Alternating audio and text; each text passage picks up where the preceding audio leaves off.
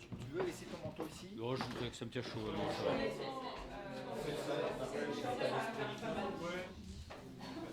On est là surtout pour parler d'une très belle aventure industrielle en Occident, en France, en Europe, et puis effectivement qui transcende, qui est devenu mondial, planétaire, avec un groupe dont on est tous fiers, et puis qui est une très très belle aventure avec la Chine. Les négociations commencent vraiment en 2005, 2006, alors c'est encore un peu confidentiel, et le premier avion sort de la chaîne d'assemblage en juin 2009. Et j'ai la chance à ce moment-là d'être DRH Chine du groupe au moment où sort le premier avion. Ils sont fiers d'appartenir à une entreprise étrangère et ils veulent capitaliser là-dessus, ils aiment avoir les relations avec l'Europe, ils veulent des politiques sociales proches de l'Europe, ils veulent absolument pas de l'autoritarisme chinois, mais par contre ils restent chinois, c'est-à-dire qu'on leur offre 10 € de plus et ils sont partis. Alors nous on a fait de l'expatriation de Chinois en Europe. Ah oui. Et donc, on a continué à rester de la formation, on a fait des clauses de formation là-dessus. Mais pour le coup, ils sont tellement reconnaissants à la société de les envoyer comme ça à l'étranger, qu'il y a quand même un attachement qui se crée.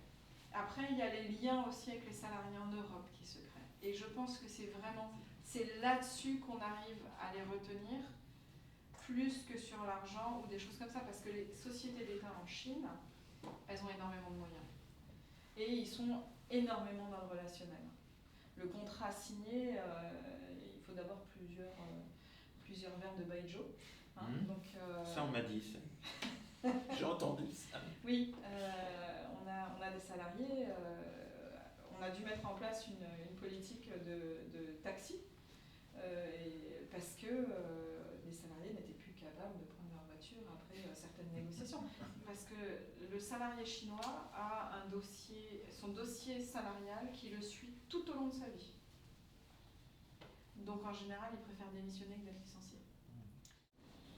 Et alors, qu'est-ce qu'on en tire comme force postérieurement à cette aventure chinoise elle n'est pas du passé, elle fait partie. Ah oui, intégralement. C'est ça. Elle fait partie intégrale. Quelle force on en tire? On doit, je suis sûr, en tirer une force particulière, Alors, je pense qu'en tant que DRH, alors même si, relations sociales, moi, donc c'est syndical, donc c'est encore. Je pense que le fait de vraiment prendre conscience de l'importance de ne pas faire perdre la face pour arriver à un résultat est vraiment salutaire, parce qu'en réalité, dans toute négociation, c'est ce qu'on fait.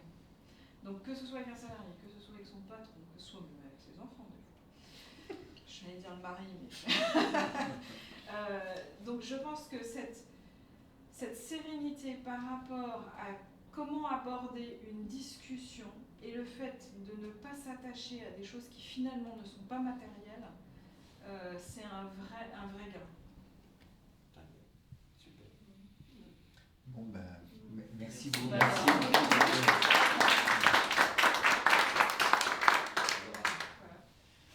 Écoutez, il reste plein de viennoiseries, de café,